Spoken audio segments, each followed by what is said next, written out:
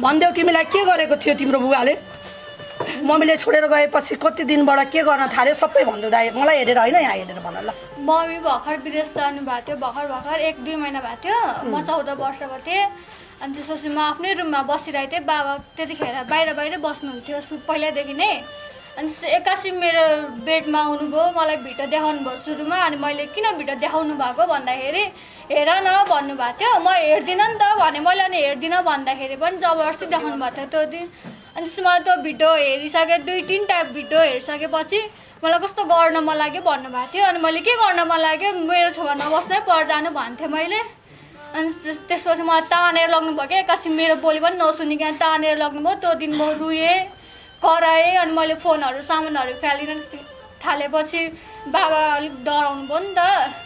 अनि बाबा डराउनु भयो त्यसपछि अनि मलाई छोडिदिनु भयो पछि त्यतिखेर चाहिँ मलाई छोडिदिनु भयो अनि म आफ्नो रुम गएँ अनि बाबा पछि मलाई फकाउन आउँदाखेरि मम्मीलाई पनि मम्मी विदेशबाट आएपछि नि मम्मीसँग नि यसरी नै प्र्याङ्क गर्नुपर्छ भन्नुभएको थियो मैले भने यस्तो पनि हुन्छ र प्र्याङ्क भने मैले हुन्छ तिमीले बुझ्दैनौ तिमी सानै छौ भन्नुभयो अनि त्यतिखेर त्यसपछि यो कुरा यत्तिकै छोडिदिनु भयो त्यतिखेर मसँग धेर पनि बोल्नु भएन अनि त्यतिखेर बाबाको साथीहरू आउनु भएको थियो अनि बाहिर जानुभयो त्यो दिन अनि त्यस्तै 2-3 दिन त्यस्तै 2-3 दिन पछि फेरि मेरो रुममा आउनुभयो त्यसरी नै भिडियो देखाउनु भयो म हेर्दिनँ भन्दाखेरि पनि जबरजस्ती हेर के हेर भने तान्दै उसको छेउमा राख्ने क्या मलाई अँगालो मार्ने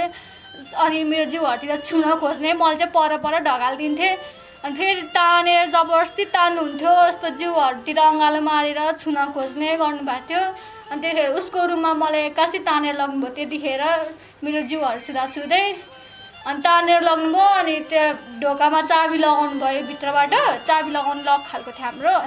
अनि चाबी लगाउनु भयो अनि त्यसपछि उहाँको एकैचोटि लुगाहरू खोल्न थाल्नुभयो मैले म भाग्न खोज्दाखेरि चाबी नै फ्यालिदिनु भयो क्या कहाँ फ्याल्नुभयो अनि चाबीहरू फ्यालिदिनु भयो त्यसपछि म भाग्नै पाइनँ अनि उहाँको सुरुमा आफ्नो लुगा खोल्नुभयो सबै लुगा खोलिदिनु भयो पछि अनि मेरो पनि सबै तलको लुगाहरू सबै खोलिदिनु भयो अनि त्यतिखेर जबरजस्ती गर्नुभयो अनि मैले गर्दाखेरि मैले मम्मीलाई भनिदिन्छु मलाई नगर्नु यस्तो भन्दाखेरि टाउकोहरू ठोकाउने गरिदिनु भएको थियो मेरो त्यतिखेर गर्दाखेरि टाउकोहरू ठोकाइदिनु भयो अनि त्यतिखेर जबरजस्ती गर्नुभएको थियो अनि मलाई धेरै नै गाह्रो भएको थियो अनि मैले मम्मीलाई भनिदिन्छु कल त गर्नुहोस् न एकपल्ट भन्दाखेरि तिमीलाई म मारिदिन्छु मम्मीले यो कुरा कहीँ कसैलाई भन्यो भने तिम्रो र मेरो बिचको कुरा हो भन्नुभएको थियो अनि त्यतिखेर म डराएँ त्यसपछि मैले मम्मीलाई भनिनँ अनि पछि फेरि अनि मसँग मम्मीलाई पनि बोल्न कम गर्नुभयो क्या मैले भन्छु भनेर अनि बोल्न कम भयो मम्मीसँग त्यसपछि आँट गर्नुपर्छ साहस गर्नुपर्छ तिम्रो साथमा मलछुपी नगरेर त्यत्रो दिदीहरू आउनु भएको छ अनि भन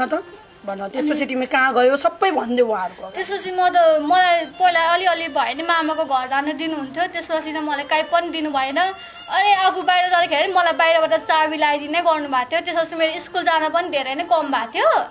त्यसरी म 7 क्लासमा पढ्थेँ बाल त्यस्तो गर्दाखेरि म त्यसपछि स्कुल जान पनि धेरै नै कम भयो म बाहिर पनि निस्किन पाउँदिनँ थिएँ खानेकुराहरू के चाहियो भने नि उसले आफै ल्याइदिने घरमै म मम्मीसँग बोल्छु नि त एकपल्ट भने मम्मीलाई पनि बोल्न नदिने मलाई पनि बोल्न नदिने मेरो छोरी कहाँ गयो भन्नुहुन्थ्यो मम्मीले पनि अनि त्यसपछि खायो अनि यहीँ छ नानी भन्नुहुन्थ्यो खाना खायो भने खायो भन्ने मैले म कति बोल्न खोज्थेँ खानाहरू पनि धेरै ल्याइदिनु हुन्न थियो त्यसपछि कम ल्याइदिन थाल्नुभयो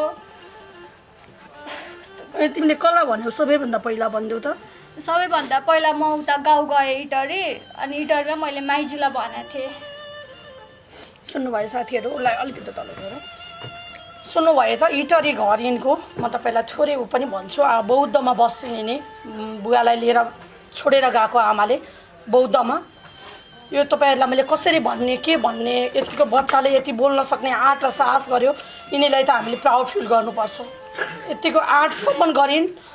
सायद अरू बच्चा भएको भए गर्दैन थियो होला सुन्नुभयो तपाईँहरूले कुरा इटरी बस्ने बच्चा उसले कोठामा राखेर गएको आमाले छोडेर गएको त्यसरी बलात्कार गरेपछि अहिले अर्को केटी लिएर फरार भएको छ उहाँको आमासँग पनि हामी तपाईँहरूलाई केही कुरा गरेर सुनाउँछौँ अनि त्यसपछि म तपाईँहरूसँग थोरै कुरा गरेर यो कार्यक्रम सक्छु भन्नु त दिदी तपाईँ के चाहनुहुन्छ भन्नुहोस् त नरुनुहोस् तपाईँको लागि हामी छौँ हजुर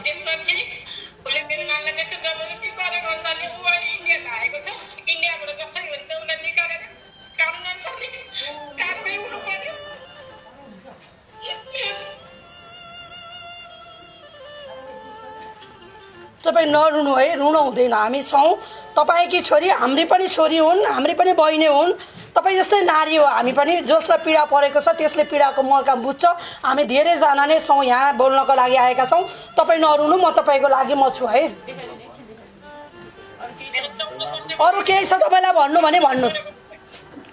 धेरै पत्रकार साथीहरू हुनुहुन्छ यहाँ। सुन्नुभयो बहिनी? मेरो नानीले न्याय पाउनु भन्दा कडा सजाय होस्, जसरी हुन्छ बेङ्गलोरबाट पनि नेपाल निकालेर कानुन अनुसारमा सजाय होस्। मेरो नानीले न्याय पाओस्। मेरो नानी न्याय पाएन भने मैले 2 गरिकन पनि अप्नाउन सक्छु होइन। उसले अर्को पे पनि गरेर गएको छ, मैले बौरिया पनि लाउन सक्छु, तर उसले मेरो नानीको जिन्दगी बिगारेको छ।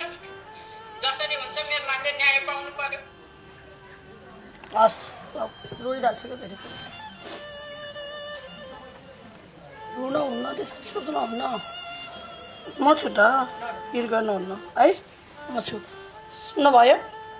मम्मीले आज विदेशमा बसेर भन्ने बित्तिकै आउन पाइँदैन अर्काको काममा, यहीँ त जान दिँदैन। तपाईँहरू आफ्नै एउटा मिडिया भएका साथीहरू त भनेको टाइममा आउन सक्नुहुन्न भने विदेशमा भएको मान्छे एउटा महिला विदेशी भूमिमा पेट पाल्नको लागि गएकी छिन्, ती महिला कसरी आउन सक्छन्? आज छोरीको अवस्था यस्तो छ।